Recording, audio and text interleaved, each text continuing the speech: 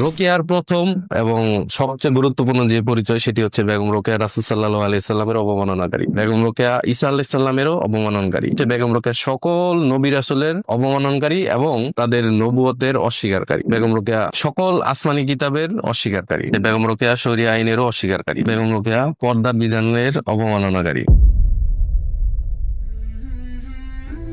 ভাই কি পড়তেছেন? রোকেয়া রচনা উল্লেখ। ও, মুসলিম নারী জাগরণের অগ্রদূত বেগম রোকেয়া। বেগম রোকেয়ার প্রথম পরিচয় মুসলিম নারী জাগরণের অগ্রদূত নয়। তাহলে তার আসল পরিচয় কি ভাই? রোকেয়ার প্রথম এবং সবচেয়ে গুরুত্বপূর্ণ যে পরিচয় সেটি হচ্ছে বেগম রোকেয়া রাসূল সাল্লাল্লাহু আলাইহি সাল্লামের অবমাননাকারী। আমাদের প্রিয় রাসূল সাল্লাল্লাহু আলাইহি সাল্লামকে বেগম রোকেয়া নাম ধরে প্রতারক, মিথ্যুক ও ভণ্ড দাবি করেছে। বেগম রোকেয়ার দ্বিতীয় পরিচয় হলো বেগম রোকেয়া ঈসা আলাইহিস সালামেরও অবমাননকারী। প্রিয় ঈসা আলাইহিস সালামকেও বেগম রোকেয়া প্রতারক, ভণ্ড ও মিথ্যুক বলে দাবি করেছেন, সেটিও নাম ধরে। বেগম রোকেয়ার তৃতীয় কোনো পরিচয় যদি থাকে সেটি হচ্ছে বেগম রোকেয়া সকল নবী রাসূলের অবমাননকারী এবং তাদের নবুয়তের অস্বীকারী। তিনি বলেছেন, পৃথিবীতে পুরুষরা মানুষকে প্রতারণা করার জন্যই নিজেদেরকে পয়গম্বর বলে দাবি করে। বেগম রোকেয়ার চতুর্থ কোনো পরিচয় যদি থাকে সেটি হচ্ছে বেগম রোকেয়া সকল আসমানি কিতাবের অস্বীকারী। কোরআন, তাওরাত, জাবুর, ইনজিল, আল্লাহ তাআলা পৃথিবীতে যত আসমানি কিতাব প্রেরণ করেছেন বেগম রোকেয়া সব আসমানি কিতাবকে অস্বীকার করেছেন। বেগম রোকেয়ার পঞ্চম কোনো পরিচয় যদি থাকে সেটি হচ্ছে বেগম রোকেয়া শরিয়া আইনেরও অস্বীকারী। বেগম রোকেয়া বলেছেন,